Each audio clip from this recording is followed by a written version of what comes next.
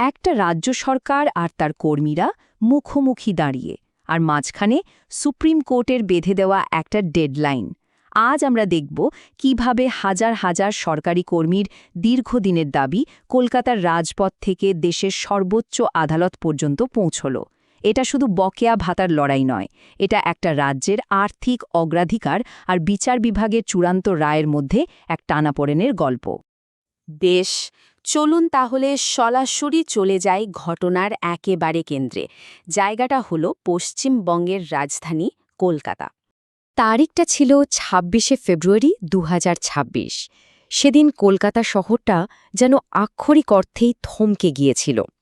হাজার হাজার সরকারি কর্মীর এক বিশাল মিছিল শহরের প্রাণকেন্দ্রকে স্তব্ধ করে দেয়, আর তার জেরে জনজীবন বিপর্যস্ত হয়ে পড়ে। দেখুন, ঘটনাটা এগোচ্ছিল ঠিক এইভাবে। সংগ্রামী যৌথ মঞ্চের নেতৃত্বে হাজার হাজার কর্মী শান্তিপূর্ণভাবেই এগোচ্ছিলেন। তাদের লক্ষ্য ছিল মুখ্যমন্ত্রীর পাড়ার দিকে যাওয়া, কিন্তু মিছিলটা ডোরিনা ক্রসিংয়ে পৌঁছতে এক বিশাল পুলিশি ব্যারিকেডের সামনে আটকে যায়, আর তারপরই তৈরি হয় এক চরম উত্তেজনাপূর্ণ পরিস্থিতি।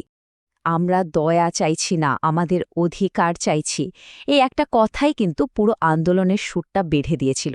এটা কোনো আলোচনার আবেদন ছিল না, ছিল একটা আইনি অধিকার আদায়ের জোরালো দাবি। আর এই দাবির ভিত্তিটা তৈরি হয়েছিল দেশের সর্বোচ্চ আদালতে। কিন্তু প্রশ্নটা হলো, হাজার হাজার সরকারি কর্মচারী যারা নিজেরাই এই শহরটা চালান, তারা কেন হঠাৎ নিজেদেরই শহরকে অচল করে দিলেন? এর জবাবটা কিন্তু একটা দীর্ঘদিনের বিতর্কের মধ্যে লুকিয়ে আছে। রাজপথের এই ক্ষোভের আসল কারণটা বুঝতে গেলে আমাদের একটু পেছনের গল্পটা জানতে হবে, এর আইনি ভিত্তিটা দেখতে হবে। কারণ এই লড়াইটা শুধু টাকার নয়, এটা সুপ্রিম কোর্টের একটা ঐতিহাসিক রায়কে ঘিরে তৈরি হয়েছে। সবার আগে চলুন বুঝে নিই এই মহার্ঘ ভাতা বা ডিএ জিনিসটা আসলে কি। খুব সহজ করে বললে, বাজারে যখন জিনিসপত্রের দাম বাড়ে, মানে মুদ্রাস্ফীতি হয়, তখন কর্মীদের জীবনযাত্রার মান যাতে ঠিক থাকে তার জন্য সরকার বেতনের সঙ্গে এই বাড়তি টাকাটা দেয়। এটাকে বেতনের একটা সুরক্ষা কবচও বলতে পারেন।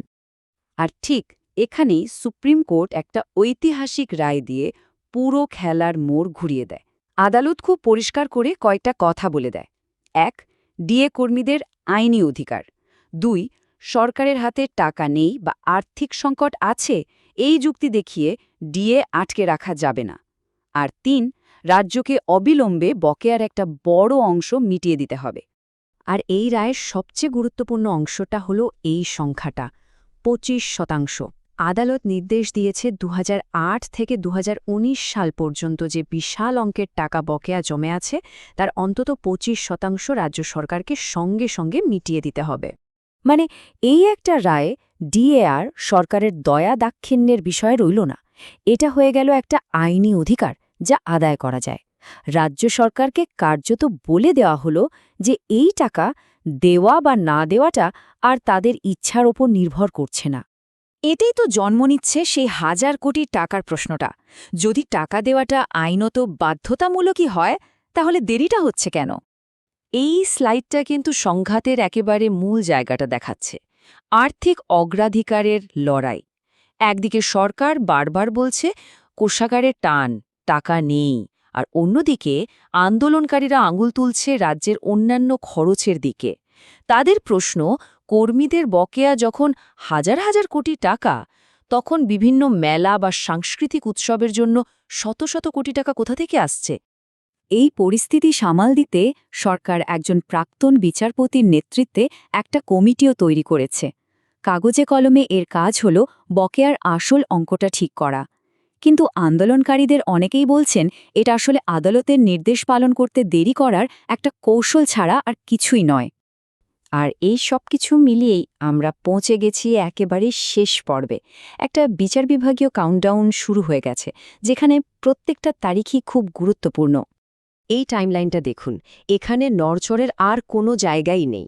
৫ই ফেব্রুয়ারি রায় বেরিয়েছে, ৩১শে মার্চ হল বাকি ৭৫% বকেয়ার প্রথম কিস্তি দেওয়ার শেষ দিন, আর ১৫ই এপ্রিলের মধ্যে রাজ্যকে সুপ্রিম কোর্টে কমপ্লায়েন্স রিপোর্ট জমা দিয়ে জানাতে হবে যে তারা নির্দেশ পালন করেছে। এখানে ঝুঁকিটা কিন্তু অসম্ভব বেশি, কারণ এই ডেডলাইনগুলো যদি পেরিয়ে যায় তাহলে রাজ্য সরকারের বিরুদ্ধে সরাসরি আদালত অবমাননার অভিযোগ আনা হতে পারে, যার পরিণাম গুরুতর। এক কথায় এই 15 এপ্রিলের রিপোর্টটাই হবে বিচার বিভাগের প্রতি সরকারের আনুগত্যের আসল পরীক্ষা। তাহলে শেষ প্রশ্নটা এটাই থাকছে, যখন একটা রাজ্যের প্রশাসনিক ক্ষমতা আর দেশের সর্বোচ্চ বিচার ব্যবস্থার কর্তৃত্ব মুখোমুখি চলে আসে, তখন শেষ পর্যন্ত কে জেতে? এই সংঘাতের ফলাফল কিন্তু শুধু বকেয়া টাকায় আটকে থাকবে না, এটা পশ্চিমবঙ্গের রাজনীতির ভবিষ্যৎ পথটাও হয়তো ঠিক করে দিতে পারে।